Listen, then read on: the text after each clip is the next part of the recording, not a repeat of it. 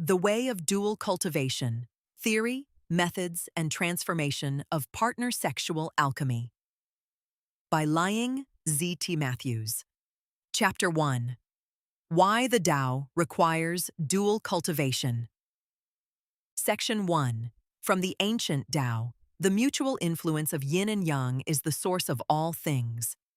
In the classical view of the Tao, all existence arises from the interplay of opposites. The Tao Te Ching teaches one yin, one yang. This is called the Tao. From this foundational insight flows the cosmology of the entire tradition, that all phenomena, all life, and all transformation emerge from the dynamic tension and harmony between polar forces. This is not limited to abstract metaphysics. The union of yin and yang shapes the turning of the heavens, the cycles of the seasons, the rhythms of day and night, and the breathing of every living being. The Book of Changes, or Yi Jing, reveals the world not as fixed, but as ever-shifting patterns of yin and yang interacting through the hexagrams. Heaven and earth, sun and moon, fire and water. Each pair dances in mutual resonance, creating all things through their contact. The Tao is not static emptiness. It is a fertile emptiness, giving rise to infinite forms through the interaction of polarity. Human beings are no exception.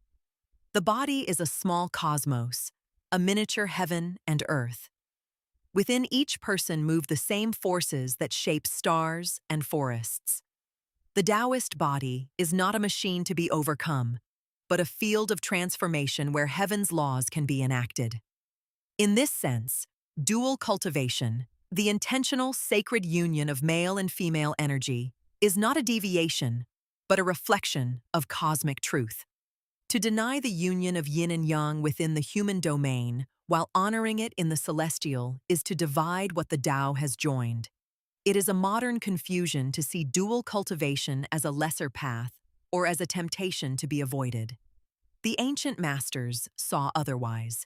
Just as thunder requires the clash of heaven and earth, so too does the true elixir require the meeting of opposing forces. If all of nature emerges through interaction, how can the human path to transcendence neglect it?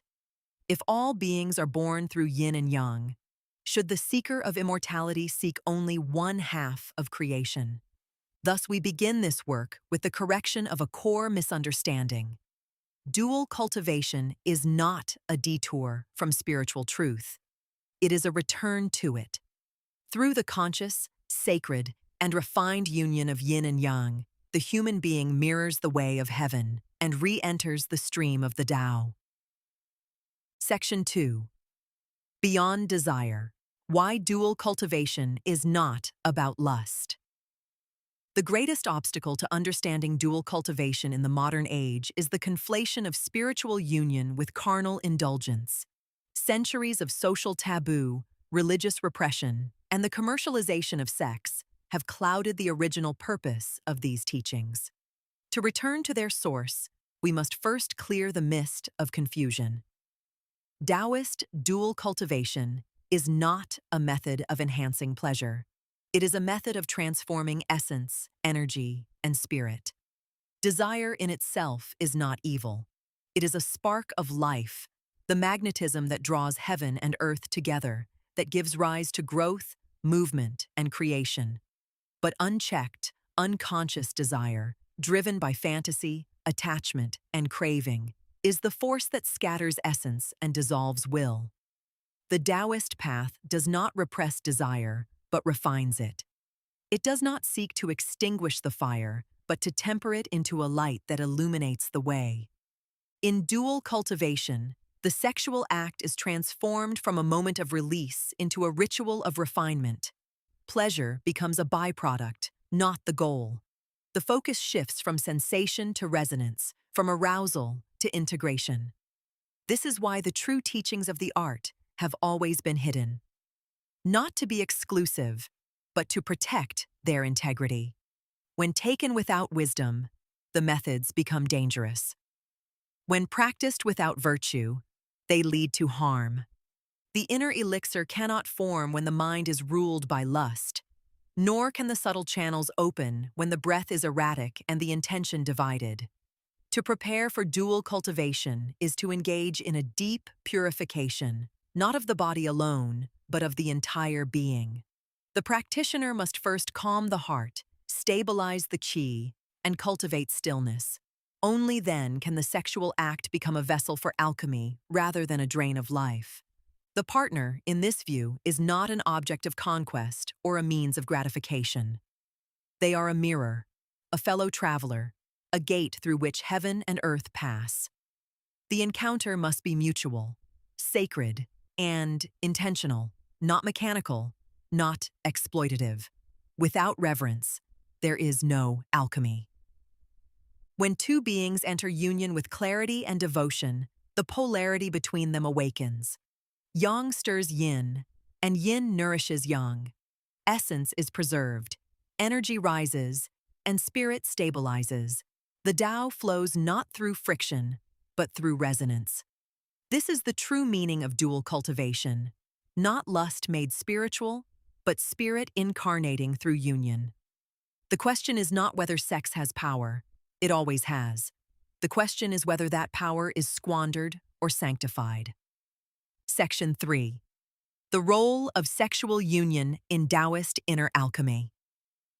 In the Daoist alchemical tradition, the goal of cultivation is not merely health or longevity, but the return to the original state, a re-entry into the pre-heavenly essence from which all things arise. This process requires the harmonization and refinement of the three treasures: Jing, essence; Qi, energy; and Shen, spirit. Among these, Jing is the foundational substance, dense, primal, and closely tied to sexual vitality. How one treats this essence determines the entire arc of the inner journey. In solo internal alchemy, the practitioner learns to refine sexual essence through breath, visualization, posture, and energetic circulation. Yet in the paired path, something additional becomes possible: a direct activation of complementary polarity. Just as fire needs wood to grow, and rivers require banks to flow, the alchemical process accelerates when yin and yang engage in conscious, resonant contact. Sexual union is not incidental to this process. It is instrumental. When practiced with discipline and understanding, it becomes a crucible in which both partners' Jing is transformed into Qi and Qi into Shen. The alchemical reaction ignites through physical intimacy but is completed through energetic refinement and spiritual absorption. Dual cultivation does not abandon solo practice. Rather, it incorporates it into a larger cycle. Each union is preceded by inner preparation and followed by stillness, just as each breath draws in the world and releases it again. The coupling of partners becomes a sacred experiment in transformation, testing the practitioner's ability to remain centered, to circulate energy instead of discharging it, and to transmute instinct into insight. From the perspective of Daoist cosmology, this union is more than physiological. It is a reenactment of the original joining of heaven and earth, the cosmic intercourse through which time, form, and spirit were born. In that moment of alignment, when the breathing of two bodies synchronizes, when the essence of one stirs the energy of the other, the Tao reveals itself not as distant mystery, but as lived experience. The great masters observed that no true elixir can form without the fire of passion properly directed and the water of essence properly sealed. Too much fire, and the vessel breaks. Too little, and the medicine will not cook. The art of dual cultivation lies in learning to tend this fire without letting it consume, to warm the cauldron of union until something finer than flesh begins to rise. The inner cauldron, known in Daoist terms as the lower dantian, becomes the site where both partners collect, refine, and stabilize the results of union. But without the correct mindset and method, this cauldron remains dormant. The sexual act alone does not create the elixir. It is the presence of intent, breath, and rooted awareness that transforms the act into alchemy. Thus, dual cultivation is not a modern invention, nor an indulgent fringe.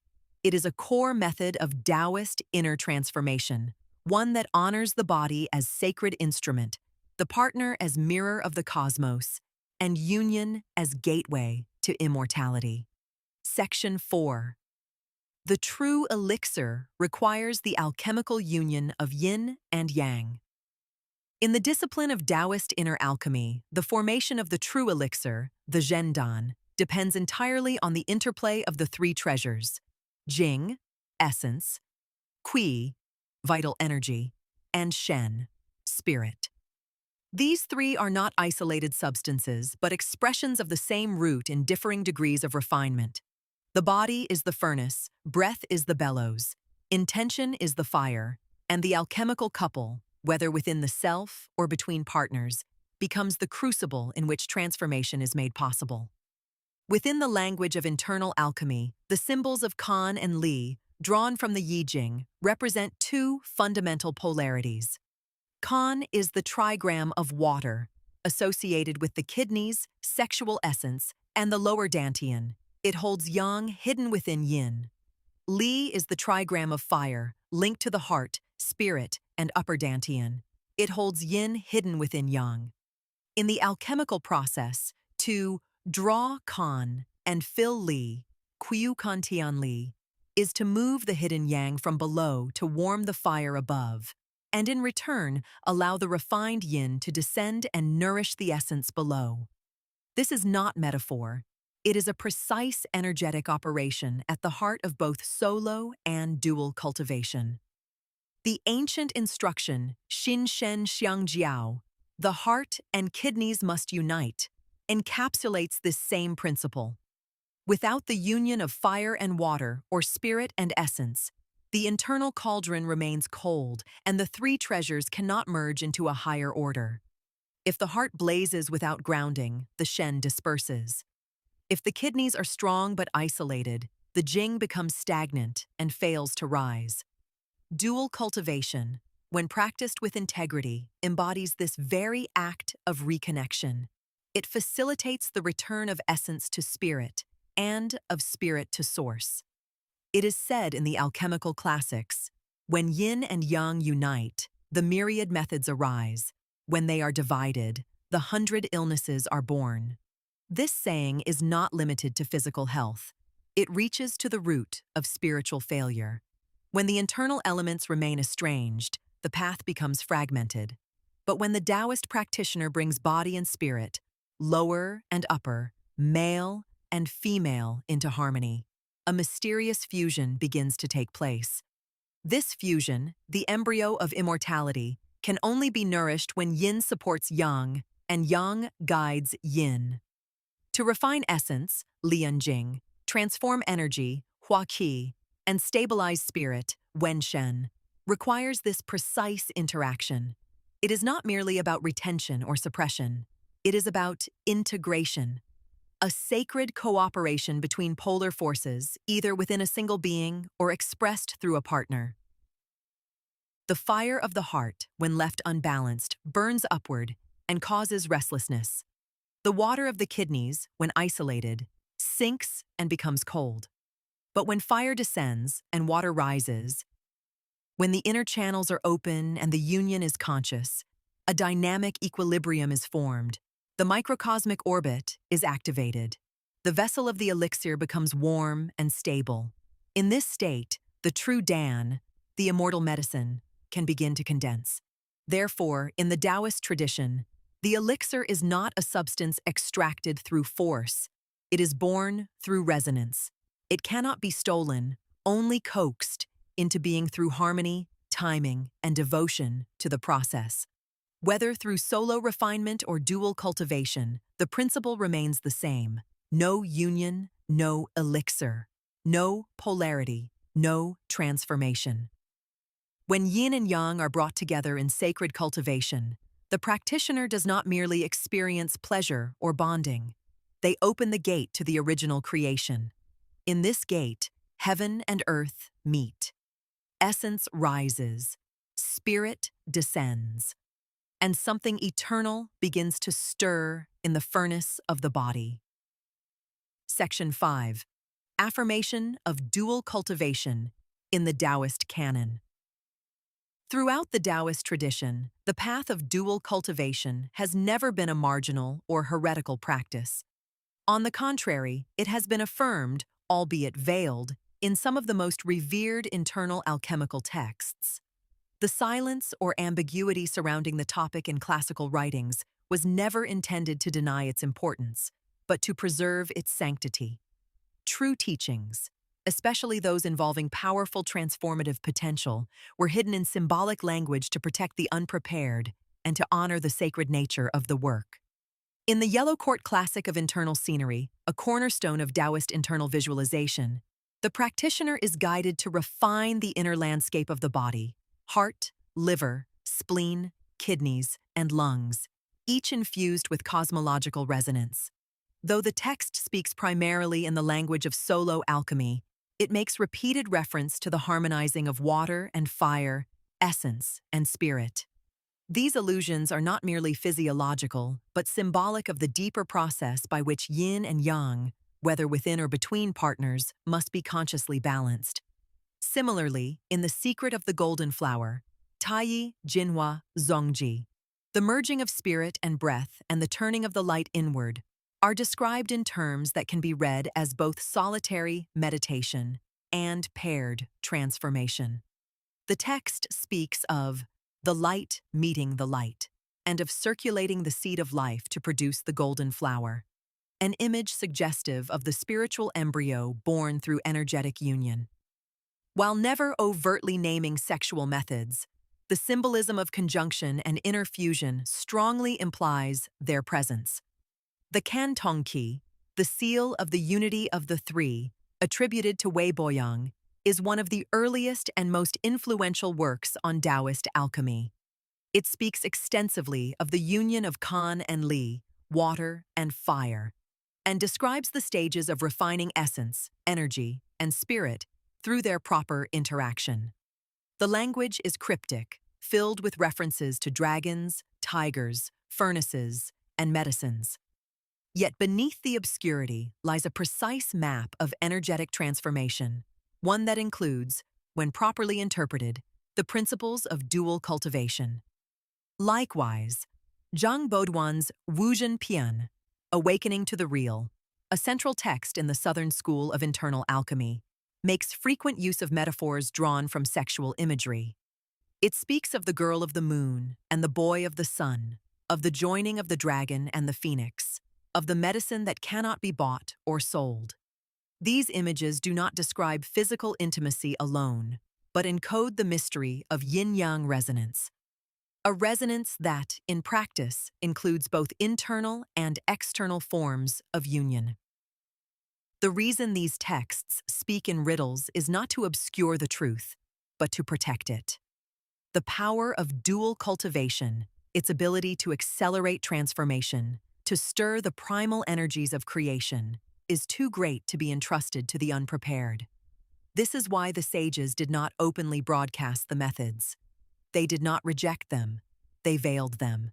Behind every poem, every cryptic formula, lies a secret that opens only through sincere effort, moral integrity, and proper initiation. To claim, as some modern interpreters do, that Daoist alchemy is purely ascetic or exclusively solitary is to overlook the clear, if subtle, affirmations in the canon. Dual cultivation is not a fringe or deviant practice. It is embedded in the very heart of Daoist inner work. Among those initiated into its methods, it is sometimes called the secret within the yang. This phrase refers to a higher layer of the practice, a hidden key that unlocks the deepest transformation not through repression, but through sacred union. It is not a teaching of indulgence, but of mastery. Not of fantasy, but of alignment with heaven's pattern. In this light, we must reclaim dual cultivation not as a distortion of Daoist practice, but as its luminous core. It is not the outer form that defines its value, but the inner intention, the method, and the transformation it produces. When practiced lawfully, it becomes the golden bridge between essence and spirit, and the Tao returns through love. Section 6. Guidance for study and structure of this book. This book is not an erotic manual, nor an invitation to indulgence. It is a rigorous Daoist handbook grounded in classical internal alchemy, intended for sincere practitioners seeking the path of authentic transformation through dual cultivation. Every method presented within arises from the inner laws of nature, the harmony of Yin and Yang, and the sacred tradition of Daoist refinement. The structure of this book follows 5 progressive parts. Part 1 lays the theoretical foundation, exploring cosmology, alchemical doctrine, and the necessity of dual cultivation. Part 2 focuses on individual preparation, the internal cultivation practices each partner must undertake alone. Part 3 presents the detailed methods of dual cultivation: breath, rhythm, energetic circulation, and post-union stillness. Part 4 deepens the path into spiritual transformation, covering advanced alchemy, the union of spirit and essence, and the process of return. Part 5 explores real-life integration, relationship dynamics, modern applications, and cross-cultural parallels. The teachings within require not only practice, but reverence. The energies awakened through dual cultivation are powerful, sacred, and transformative, and must be approached with humility, discipline, and clarity of purpose. Enter this work not as a seeker of pleasure, but as one who walks the path of the Tao. With devotion and care, the gate will open.